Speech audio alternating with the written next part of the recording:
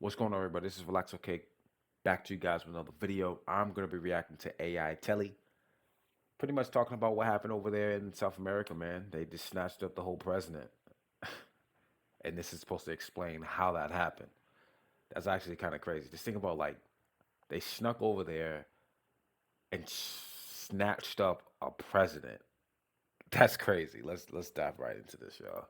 How do you capture a high-value target when the whole world is watching? You create a masterclass in deception. The CIA set the stage with a single building as bait and filled the sky with 150 aircraft to create a deafening sonic shield for the helicopters to drop Delta forces.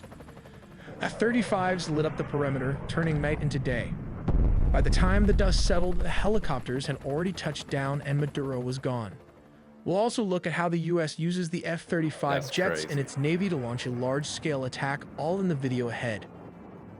In the dead of night that is 2 in the morning, the lights went out in Caracas. By 5 a.m., the president of Venezuela was gone. But how U.S. played a deception games. While the whole world were focused on the aircraft carriers in the Caribbean, a shadow war was being fought on the ground. This wasn't an invasion, it was a surgical extraction. Invasion, huh? We finally have the declassified timeline of how U.S. forces breached the heart of Caracas and extracted Nicolas Maduro. Let's start with step 1. The setup. This didn't happen overnight. For months, the U.S. had been tightening a naval quarantine around Venezuela. The U.S. Gerald R. Ford Carrier Strike Group and the U.S. Iwo Jima Amphibious Ready Group were parked off the coast. The pretext was clear. The U.S. designated the Venezuelan government a narco-terrorist state, specifically targeting the drugs lords, but while the Navy squeezed the coast, intelligence assets were tracking one man. They waited for a specific window, a moment where Maduro was stationary and vulnerable. Step 2. The strike. It began at exactly 2 in the morning Venezuelan Standard Time. Yo, these dudes are like, yo, we know where he's at. High above, several F-35 stealth fighters punch a hole through the enemy lines, destabilizing their anti-air defenses. Like these Russian S-300 missiles located all over the strategic high-value target. Yo, wait a minute, time out. Like these Russian S-300 missiles located all over the strategic high-value target. With the skies cleared, the path opens for Delta Force helicopters to fly straight towards the mission. Yo, that's crazy. Here comes the deception as the helicopters flew. The jets started firing with more strikes as it hit Fort Tuna, the main military base and command center, and La Carlota Air Base, destabilizing Venezuelan air support. Reports from the ground describe widespread explosions and a sudden communications blackout. The chaos wasn't the goal, it was the cover. But how did the raid happen? We have to look at step 3. Under the cover of darkness and chaos, the Tier 1 operators went to work. But what is the exact unit tasked with the mission? It is the Delta Force, one of the most elite secretive special forces units in the U.S. military.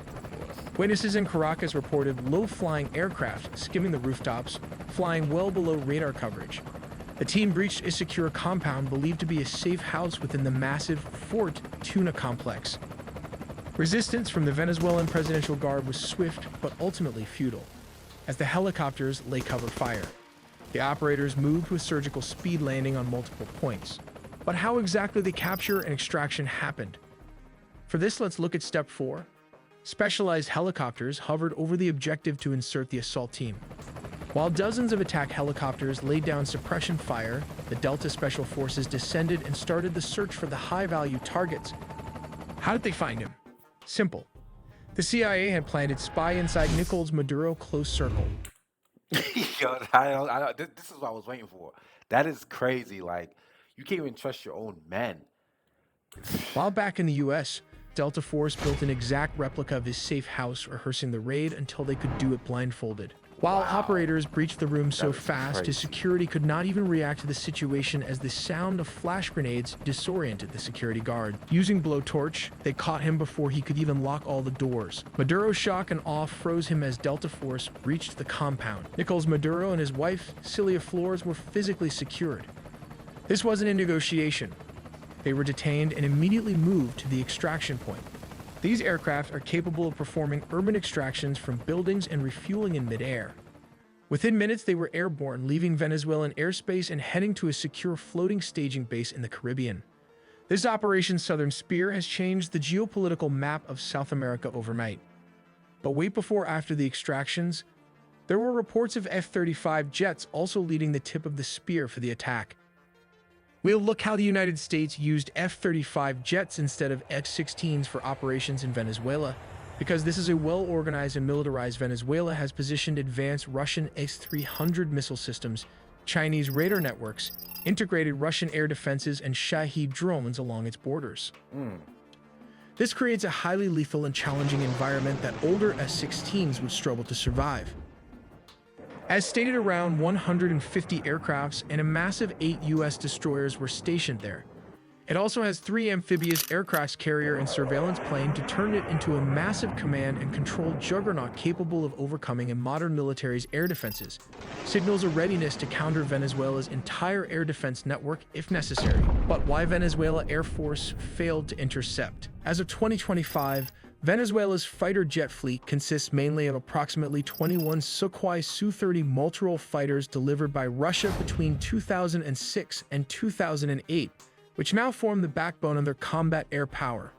Additionally, they maintain about 5 operational F-16 Fighting Falcons from an older batch, including 3 single-seat S-16As and 2 two-seat S-16Vs.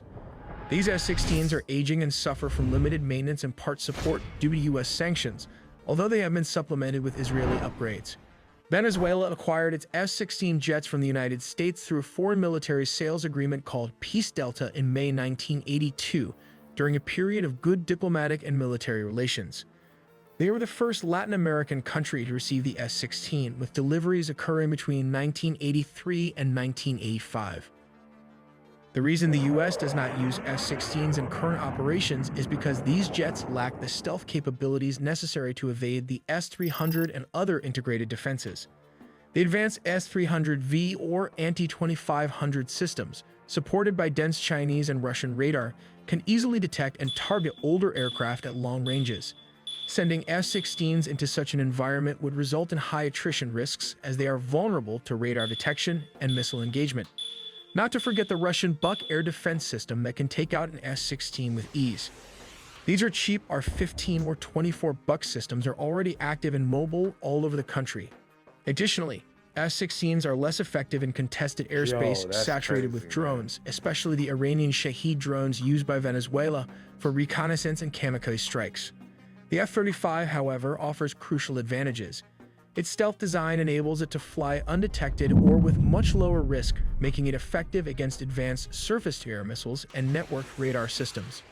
Its sensor fusion, electronic warfare, and data link capabilities allow it to simultaneously suppress and target mobile and fixed air defense positions, adapting rapidly to counter Russian and Chinese radar configurations. Yo, that is While the crazy, aircrafts bro. took out the anti-air defenses Venezuelan military as a whole, this allowed the CIA and special forces to advance towards its target. The overwhelming presence of advanced Russian, Chinese, Iranian, and indigenous air defense and drone systems on the Venezuelan border means that the stealth fighter jets, or the first wave of attack, provide both the survivability and strike capability required for such operations. But how do they rotate clockwise? Well, the distance from Puerto Rico to Venezuela is about 1,300 kilometers. This is roughly 810 miles, which translates to around 1.5 hours of flight time for an F-35 flying at high subsonic speeds. These jets rotated clockwise as its combat radius is approximately 770 miles, meaning it can reach most of Venezuela from Puerto Rico with careful fuel management and limited loitering. To extend mission time and reach deeper inland, air-to-air refueling tankers deployed strategically in the Caribbean region support these operations. Yo, man. In situations requiring strikes within minutes, U.S. amphibious assault ships equipped with F-35Bs can launch jets rapidly. From such ships positioned in the Caribbean, F-35Bs can reach Venezuelan targets within roughly 15 to 10 minutes, depending on speed and route. Targets typically include narco-traffickers' networks, air defense installations, command centers, and drone facilities, enabling flexible sea-based strike options against both Venezuelan military and criminal infrastructure. In essence, the F-35 deployment by the U.S. near Venezuela redefines military capabilities in the region. It combines stealth, advanced sensors, electronic warfare, and networked operations to overcome sophisticated air defenses and maintain persistent air superiority and rapid strikeability against a broad spectrum of targets in Venezuela.